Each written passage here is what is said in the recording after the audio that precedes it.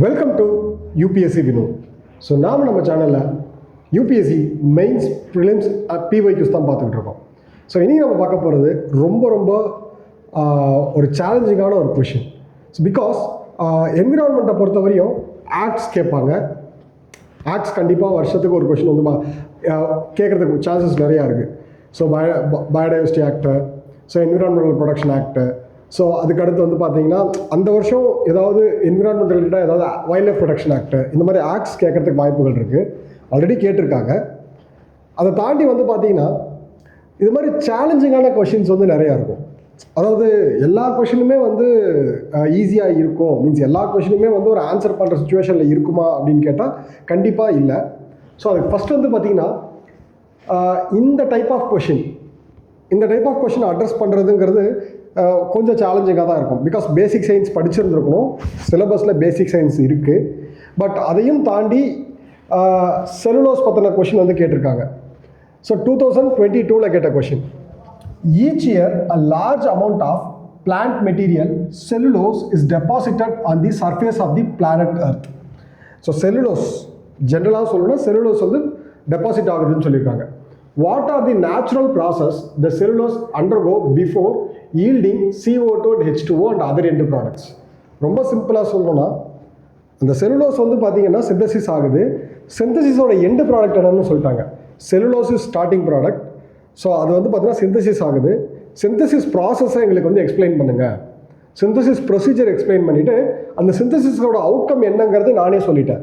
So CO2 means carbon di oxide and water and other end products வந்து இருக்குது. அப்போ நீங்கள் என்ன எக்ஸ்பிளைன் பண்ணணும்னா அந்த ப்ராசஸ் தான் எக்ஸ்பிளைன் பண்ணணும். அப்போ ஃபஸ்ட்டு செல்லுலோஸ்னால் என்னன்னு நமக்கு தெரியணும். ஸோ செல்லுலோஸ்னால் என்ன? இந்த இன்ட்ரோடக்ஷன் வந்து பார்த்தீங்கன்னா cellulose organic compound, polysaccharides, key structural compound of primary cell wall of green plants, algae. So it is an key structural part. Cellulose அப்படிங்கிறது வந்து பார்த்தீங்கன்னா ஆல்கே அண்ட் பிளான்ட்ஸுக்கோட செல் வாலுக்கு வந்து பார்த்தீங்கன்னா கீ ஸ்ட்ரக்சரல் பார்ட்டாக இருக்குது. It helps plant stay upright and stiff and it also important at human diet as a fibre. Because பிளான்ட்ஸை தான் நம்ம கன்சியூம் பண்ணுறோம், அப்போது நமக்கு வந்து ஃபைபர் டயட்டுக்கு வந்து பார்த்திங்கன்னா இந்த செல்லுலோஸ் வந்து ரொம்பவுமே சிக்னிஃபிகண்ட்டாக இருக்குது. So human diet it comprises of 33% of all vegetable matters. So ஒரு வெஜிடபிள்னு எடுத்துக்கிட்டால் 33% அப்படிங்கிறது வந்து செல்லுலோஸாக மட்டுமே இருக்குது. தட் மீன்ஸ் ஃபைபர் கண்டென்ட்டாக மட்டுமே இருக்குது. Okay, the degradation of cellulose not only recycles essential nutritions but also influences atmospheric carbon level, thereby impacting global climate dynamics. So இந்த செல்லுலோஸோட டீக்ரடேஷன் அப்படிங்கிறது வந்து பார்த்தீங்கன்னா ஜஸ்ட் இது ஒரு சிம்பிள் ஃபினாமினா மட்டும் கிடையாது, குளோபல் கிளைமேட் சேஞ்சோட வந்து பார்த்தீங்கன்னா லிங்க் ஆகிருக்கு. Because CO2 எமிஷன்னால. ஓகேங்களா? ஓகே, ஸோ இது வந்து இன்ட்ரோடக்ஷன். ஸோ இன்ட்ரோடக்ஷனுக்கு அடுத்து natural process the cellulose undergoes before yielding CO2 and H2O. என்ன ப்ராசஸ்? ஃபஸ்ட்டு எங்கேருந்து ஸ்டார்ட் பண்ணணும்னா ஜென்ரலாக சோர்ஸ் எங்கேருந்து அது எங்கேருந்து ஸ்டார்ட் பண்ணணும் அப்படின்னா பேஸ்லேருந்து ஸ்டார்ட் பண்ணணும். Source derived from plant materials. Cellulose are derived from plant materials. ஆக்சுவலாக அது ஸ்க்ரீன்ஷாட் எடுக்கும்போது ஒரு சில சின்ன ஆட்-ஆன்ஸ் இருக்குது, ஸ்பேஸ் இல்லை அப்படிங்கிறதுனால நான் வந்து பார்த்தீங்கன்னா derives from plant material. Which derives from plant material? Cellulose are derived from plant material. Wood leaves, agriculture residue. Fragmentation. So detritivore சைக்கிளில் தான் என்ன ஆகுது அப்படின்னா அது ஃப்ராக்மெண்ட் ஆகுது. அந்த செல்லுலோஸ் வந்து பார்த்தீங்கன்னா டெட்ரிவோர் சைக்கிளில் ஃப்ராக்மெண்ட் ஆகுது. எப்படி? Break down cellulose into smaller particles making it more accessible to micro organism.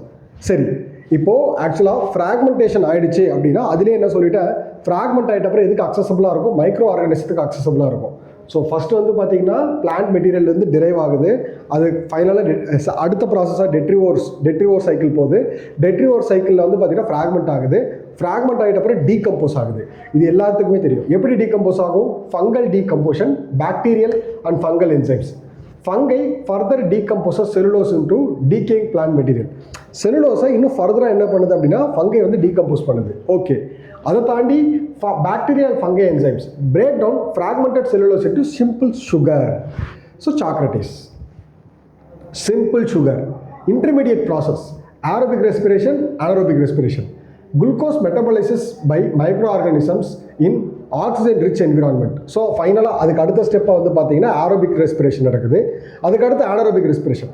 Glucose metabolise O2 deficit metabolised in O2 deficit environment.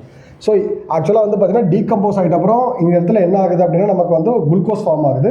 Break down into simple சுகர்னு சொல்லியிருக்கேன். அந்த சிம்பிள் சுகர் தான் குளுக்கோஸ். அந்த குளுக்கோஸ் ஃபர்தராக வந்து பார்த்தீங்கன்னா presence of oxygen, absence of oxygen ரெண்டு சுச்சுவேஷன்லையும் எப்படி வந்து எவால்வ் ஆகுது அப்படின்னா மைக்ரோ ஆர்கானிசம் வந்து ஃபஸ்ட்டு ஏரோபிக் ரெஸ்பிரேஷனில் குளுக்கோஸ் வந்து மெட்டபலைஸ் ஆகுது. அதுக்கடுத்து anaerobic ரெஸ்பிரேஷன்லேயும் குளுக்கோஸ் வந்து மெட்டபலைஸ் ஆகுது. So humification, humus formation, organic products enrich the soil formation humus. So ஆக்சுவலாக வந்து பார்த்தீங்கன்னா ஆர்கானிக் ப்ராடக்ட்ஸ் இது ஜென்ரலாக வந்து இதில் இருக்கக்கூடிய ஆர்கானிக் ப்ராடக்ட்ஸ் வந்து பார்த்தீங்கன்னா சாயில் வந்து இன்னும் என்ரிச் ஆக்குது.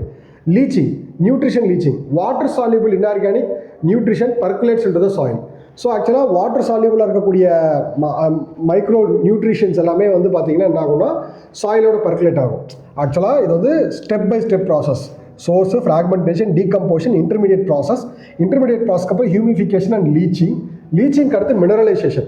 ஸோ ஆக்சுவலாக இப்போ டீகம்போஸ் சாயிலோட உள்ளே போன அந்த ப்ராடக்ட் வந்து பார்த்தீங்கன்னா உள்ளே அது என்ன ஆகுது அப்படின்னா ஃபர்தர் ஹியூமஸ் கண்டென்ட் வந்து டீகம்போஸ் ஆகுது மைக்ரோப்ஸ்னால.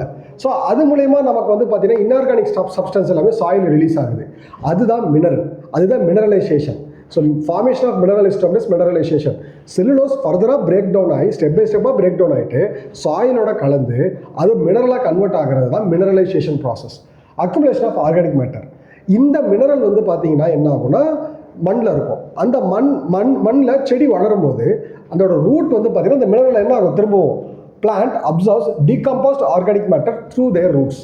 இங்கே டீகம்போஸ் ஆன ஆர்கானிக் மேட்டரை இது வந்து என்ன ஆகுது, ரூட்ஸ் மூலயமா வந்து என்ன பண்ணுது, அப்சர்வ் பண்ணிடுது. Photosynthesis. So carbon fixation. Plant use CO2 and H2O to produce glucose. Further process. Final process combustion. It's an optional path. Means இது நடக்காமலேயும் போகலாம். Cellulose undergoes combustion, rapidly oxidize into CO2, H2O and heat. So ஃபர்தராக வந்து பார்த்தீங்கன்னா ஃபைனலாக வந்து பார்த்தீங்க அப்படின்னா இந்த ஃபைனல் ப்ராசஸ் அப்படிங்கிறது என்னென்னா cellulose undergoes combustion, rapidly oxidized into CO2, H2O and heat.